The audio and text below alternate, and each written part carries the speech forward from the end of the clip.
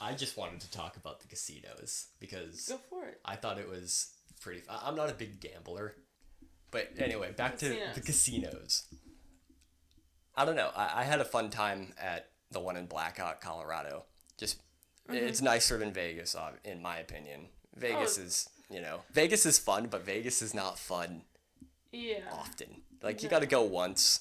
And that's it. Like you go any more than that, it's not gonna be the same. Well, Blackhawk is one newer than Vegas casinos, and two, they don't allow smoking inside their casinos. Yeah. But Vegas has all these unique rules to them, like where you can be outside walking with an open drink in your hand and stuff. I like the location of the Blackhawk one too. Just being up in the Rockies is way better than being out in the desert. Well, I was telling someone it was nice. Our room was on the 19th floor, and you look down and there's a drop, but you look straight out and there's a mountainside. How cool. Yeah, it was very cool. But Vegas, you get put up in a hotel, and maybe there's a homeless dude right there. And I think every time we've been to Vegas, like, people have asked us for drugs, like, on the strip, or, like, just weird shit happens. I mean, it's fun. It's fun to do, like, once, but definitely not something I would want to do, like, all the time. And I've always hated gambling. Every time I have ever gambled, I just go and lose all my money immediately, and then I'm like, why did I do that? That was stupid. But this past time was actually kind of fun because I actually was able to make my $40 last the entire night.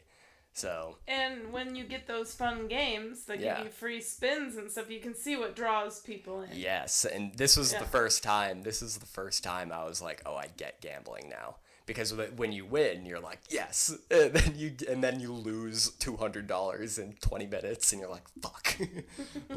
but yeah, I was able to make the little money I had last the whole time, so I actually enjoyed it.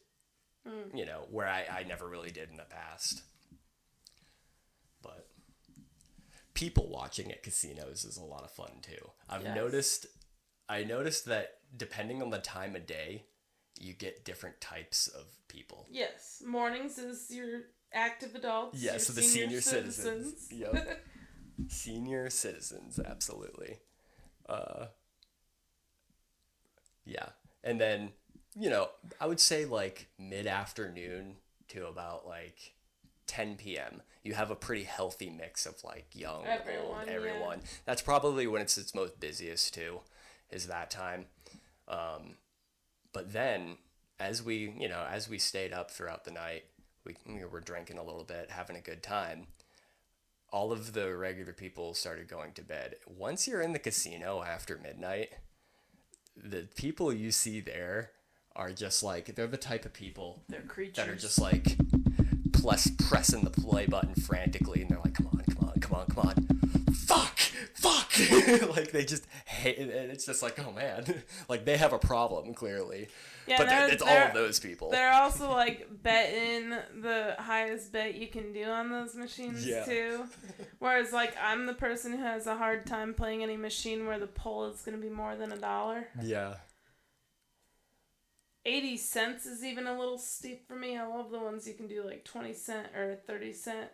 Because you can still win a decent amount on those. But I get it. The higher you sometimes I'll alternate from 60 cents to $1.50, $60, $1.50.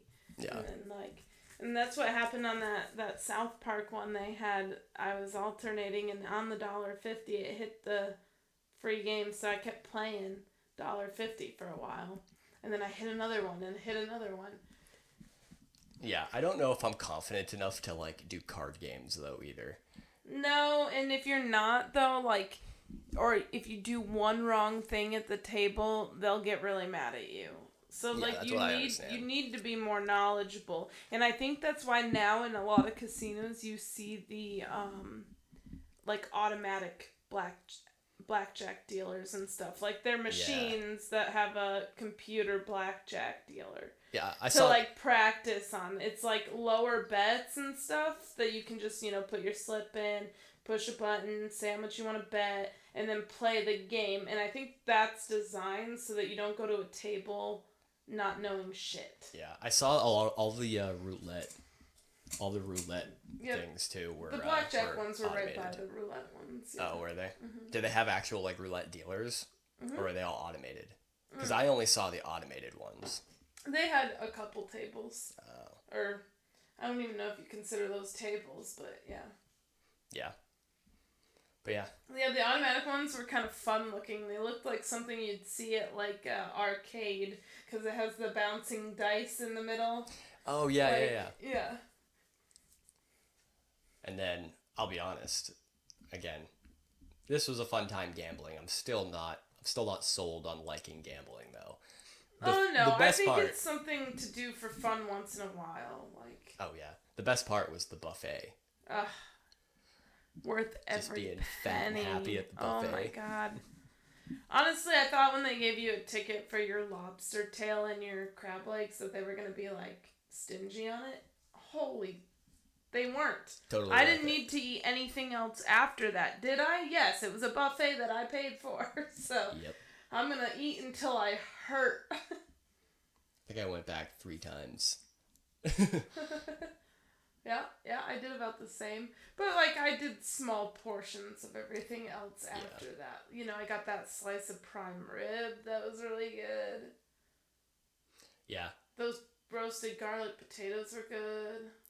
So, what I did learn at that buffet, like, I've had lobster and crab before, but always at, like, separate times. I've never had them together. Mm-hmm. And even though I'm from New England and I'm supposed to, defend the lobster. Crab's better. Crab's so much better. There's so much more meat on a crab than there is a lobster. Yeah, which it's deceptive because you wouldn't think so. Yeah. At least the ones they do there are like the Snow King crabs or whatever. I don't know what they're called. The bigger crabs. Yeah, the king crabs. Because I think some people, like in Maryland, you can get like the smaller crabs. Yeah. And I think that's a totally different game. But yeah, the big like snow crabs, way better than lobster. The texture is very similar, but I still like the texture better on crab too. Yeah. Crab's a lot more work. If I could just have someone do all the work for me and I could just eat it, that would be ideal. Yeah. How nicely did you clear your crab legs? Because I got chunks of shell in mine when I was. I only had a couple. I only had a couple of chunks. I felt like I did a pretty good job with it. I didn't. I was hungry. Yeah. Which lobster tail too. The best part of a lobster, in my opinion, is the claws. But it's in most restaurants and places will only they sell the tail, and not the claws. But I don't know why. I don't know why that is. That's why lobster rolls are the best too, because because it's just meat. It's already cleared out. It's all. But you gotta get it where they don't make it into how you would make tuna salad. You gotta get it where they add the mayo in it and stuff. You gotta get it where it's the meat and butter. Oh my goodness, that one place I went to in Kennebunk, I think it was. No, Kittery. It was in Kittery. And it's just this little stand, and we had these hot butter lobster rolls, and they were so good. Yeah. I also had the clam chowder, and it was sour, so I think they had bad clam chowder that day. Ew. Yeah, I did not. It was sour? Yeah, it was I was like, this can't be good. It was tangy on my tongue. I'm like, nope. Yeah, clam chowder is excellent. I know, I haven't had it in a while, but it's about to be clam chowder season as we roll into fall and winter. That's when I like eating clam chowder. It's hard to eat it in the summer because... Definitely not a summer meal. Yeah. Well, it's I'm sorry, but Panera gets a lot less of my business in the summer because I like their soup. True. And soup, to me, you need a chilly day for, today would have been a great soup day. Yeah, definitely. Broccoli cheddar. Yeah, that sounds bomb right now. And a bread bowl. Yeah, I like the bread bowl too because I like pulling the pieces of bread off and dunking it in the soup. Yeah, that's the best. My favorite is with the lid of the bread bowl. I'll pull all of the soft bread off and then I will dip and use the top as my spoon for a minute and then. Ooh. Yes. God, stop! You're making me hungry. Yeah, I'm getting hungry too. That would be delicious, but let's go. I could be about it. After this, going to get some Panera. Yeah. But save the steaks for another day. Yeah, we can do that. Sweet. Yeah, Colorado was a good trip. It makes me miss home, obviously, because we've only been back 2 days, so we're still having those post-vacation blues? Yeah. Post is after, right? Yeah, post is after. So post-vacation blues. It's always hard when you have to go back to work after a nice vacation. But, we also were appreciating everything because we were drinking and we were with family I think, there's things we love about New England that if we moved back to Colorado, we'd be like, oh man, I miss this. I miss going kayaking. I miss, 5 minutes down the road. But here's what I want to talk about because... Is it the compound idea? The compound, let's just call it what it is, a commune amongst friends. I think I think most people have had that dream or conversation of getting all their friends together and having a compound where they all live. The reason everyone wants to call it compound is because commune is closely related to But I feel like when you do that, even if you're we're just going to get a bunch of friends and live on a compound, I feel like that dissolves into a cult eventually. I feel like that's why nobody does it. But but it's kind of funny because it's almost like you have people driving by and they're like, oh, that's some religious cult. Yeah. But what if half these ones we just drive by, and it's just a redneck family with all their trailers just living their best life with their chickens and their kids all in the same area, Now, they're definitely more common in Colorado. I don't see many cults I burped, sorry. I don't see many cult-like properties out here in New England. Yeah. I'm sure there's some, but they're definitely more prevalent out in Colorado. Well, I think it's because Colorado has had and still has quite a bit of land. Yeah. But that land is expensive. So even on a dual-income household, that land alone isn't that affordable. So why not be like, hey, best friend Joe and his wife, let's go in on this, $1 million 4 acres together. You guys get 2 acres and we'll have 2 acres.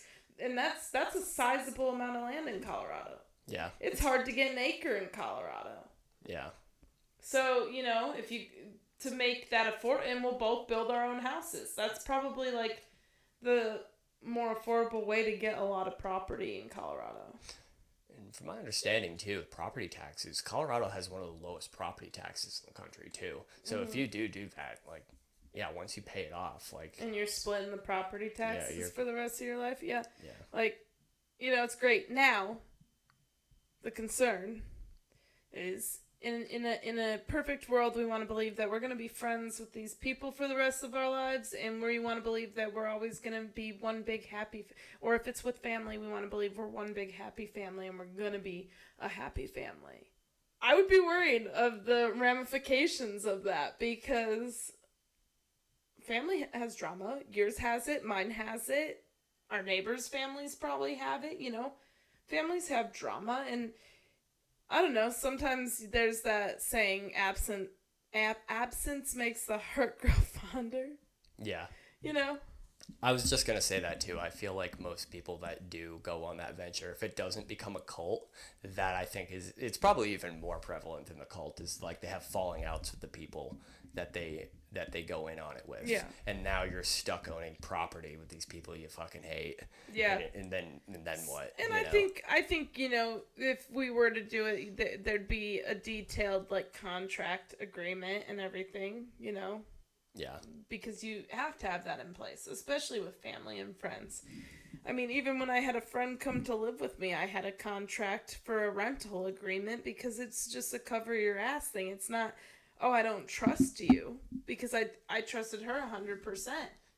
And I knew she wouldn't do anything. But it's in case that falling out, in case someone gets vindictive, in case whatnot, Yep. Or what if you're on a compound with 3 families and you're all getting along great, but then 2 families are let's get rid of this. Yeah, they turn on you. Yeah.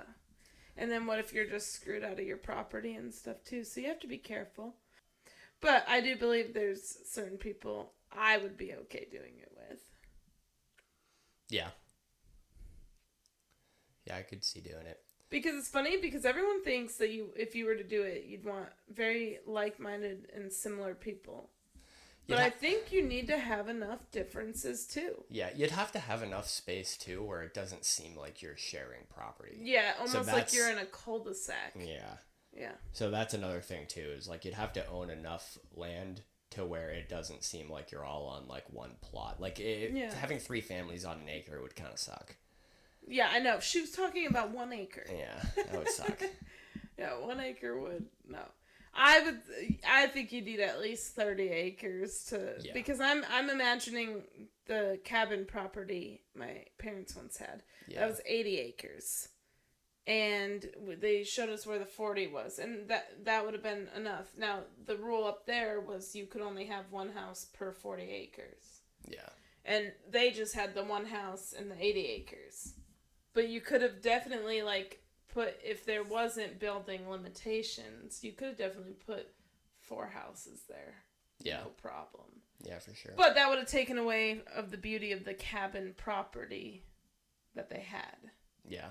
Because that's why they were so specific, because they don't want it overbuilt. They don't want people going up there buying land and building several houses on it. Yeah. That's why 1 house per 40 acres. Yeah, that cabin was sweet. It was off-grid. Mm-hmm. Like, I could live like that. I don't know if I could live completely off-grid, but like that setup there where it was like you had amenities 45 minutes away. Like you could reasonably get there, but it was far enough off and out by itself to where you are independent. Like I could live like that. I think that would be really cool. But I mean, I don't know. Maybe we didn't spend much time up there in the winter, so winter might be a different story. Yeah, it's a little rough. Yeah, I'd imagine that being the hardship, because in the summer, man, easy peasy, lemon easy squeezy, living. Yeah. Which I think, especially because it never got that hot up there, so all you had to do is open windows. Yeah, I think any kind of person that's like living off grid, I'd imagine they probably try to find more like temperate climates rather than like a rapidly changing season. Just because I imagine like living like that through a winter is pretty tough. Because I mean, you can have like electricity and all the bells and whistles to like keep you off grid, but like when that stuff goes down, then you have to fix it. You know. I'm regretting not looking more into that 150 acre property we saw. Oh yeah, that would have been that would have been perfect. It had a house on it, but you could have made clearing for more houses. Yeah. Yeah, that wasn't too far from here either. Yeah. But. Regerts. Yeah, well, it happens. There's always next time. Next time when let's become millionaires. That's what we got to do. Just snap our fingers and let's become social media influencers. That is wild to me. Yeah. That is like such a unique thing with today, because it's recent. It's like within the last 5 years even that became so big that people can just document their life living on a house bus and travel the world. And it's like, you're like, these people are living dreams I didn't even know I had. Yeah. I mean, I wouldn't want to be an influencer.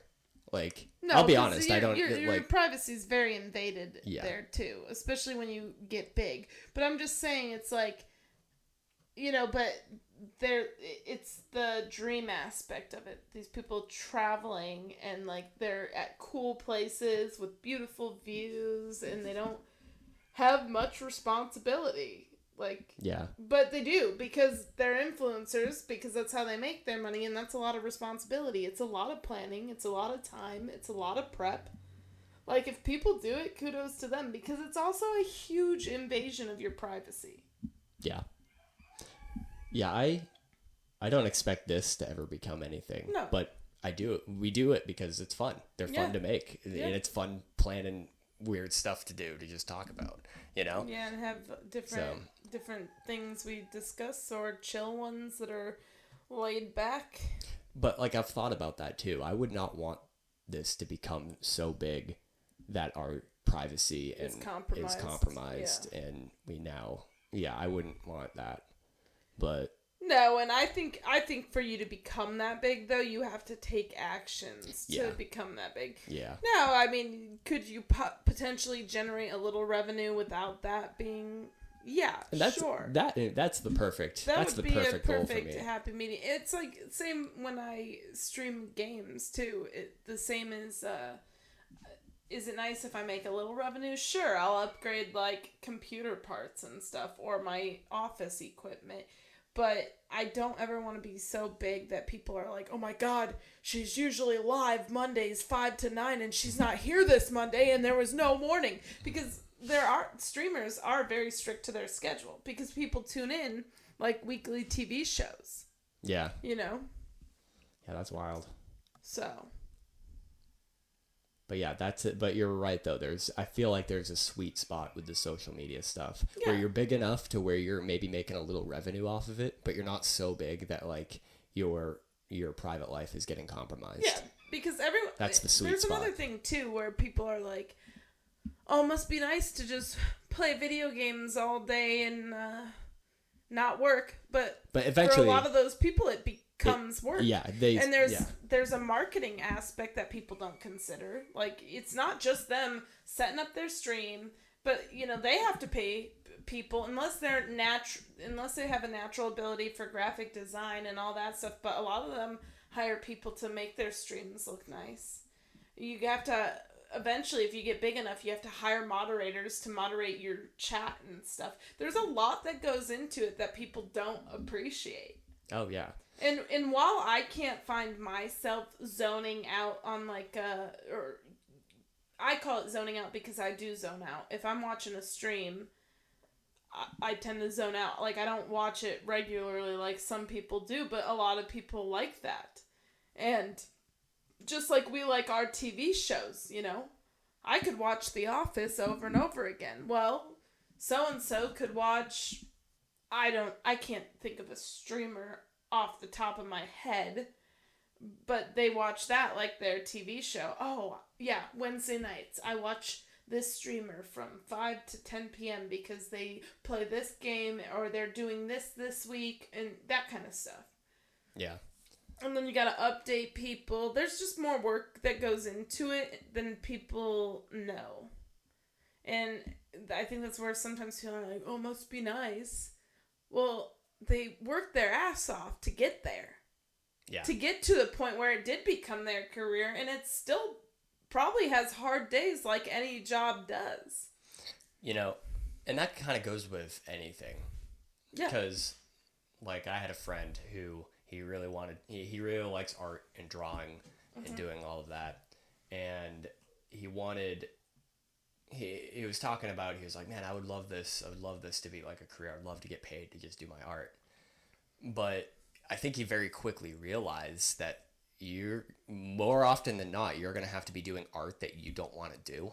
Mm-hmm. You're kind of designing something for somebody else. They have parameters as to what they need and you have to make it. So more often than not, you're not actually doing what you want to do. You're not creating and being artistic in your realm.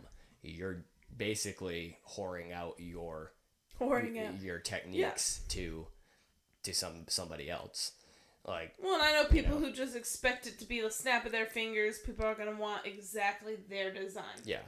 But I mean, I think you got to work to get there. Yeah. To make your design, to market yourself for that design. Yeah. And the way you get there is by doing art you don't want to do at first. And I think where I was kind of going with this is like, I think a lot of people out there might have like this perception of like having the perfect job where they like get to do like the thing they love. But if you turn the thing you love into your job, you're going to hate the thing you love eventually. Eventually, yeah. I mean, like professional athletes. Exactly. Musicians, actors and actresses. So you got to think about that. Like, do you really want to take something you love and destroy it? Because that's what you're going to do. That's most likely what's going to happen if you're trying to... Now, I don't know. You go weigh your options. Like, if you got nothing else going for you and you want to take the chance, go for it. Yeah. But I think that is something you have to realistically consider if you are trying to like do that career change and go into something you love. Is the work aspect going to ruin it for me? Well, I've been at this point in life. Yeah. I absolutely loved photography. I loved having my DSLR and taking nice pictures, whether it was portraits for friends for various events or scenic ones. And when I had an option of, I could really turn this into something if I work hard at it, or I could continue it as a hobby where I enjoy doing it. Yep. And I was like, I enjoy photography too much to let that become my career. Yeah. And I mean, since then, I've found new passions in the career field and stuff. So that's not even a passion of mine anymore. And it's kind of, okay, well, obviously there was a reason that I didn't want to make it work as a career. But I disagree in a sense that I don't think you're necessarily going to hate it eventually. I think you're going to hate certain days and you're going to have rough days. But I do believe that there are people who stay passionate about their work until they're done with it. Yeah, and that's kind of what I was saying too, is like you should at least take the chance, because I'm sure that's not like an absolute thing, what I just said. But I'm sure it's more often than not that it becomes well, you're going to have bad days. You're going to have, especially when you're in a public eye too. Yeah. Like, you're going to have, people are so ferocious with their words behind a screen. Like, it's easier to just say whatever comes to mind, and that includes insults and, putting a person down. And I imagine even if you're unfazed by that at first, eventually it's going to take a toll getting a bunch of negative feedback. Yeah. And imagine the people who were passionate about it and who took that risk, didn't make it in a bigger sense where they could make it their career, and all they're left with is all that negative feedback they got from doing something they loved. So there is a risk factor with it. But that's why I don't judge. Like, I'm not going to judge someone for being a full-time streamer or a full-time influencer, because they look like they're living their dream and doing a job they enjoy, and 9 out of 10 times they probably are enjoying it. But that doesn't mean they didn't work hard to get there. And that's just what I want to reiterate, because I do believe people work hard to get there. Yeah.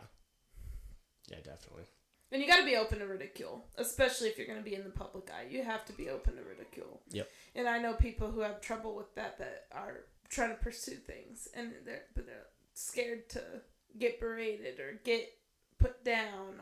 But that's life. I mean, that's just like working a 9-to-5 job somewhere. You're going to have days, and you're going to have managers or supervisors or coworkers that put you down and stuff. Yeah, if you're easily offended, yeah, anything in the public eye is not for you. No, because it's on such a larger scale than just like if you're working a 9-to-5 office job. Yep. All right. That's a wrap. That is a wrap. We are at our time.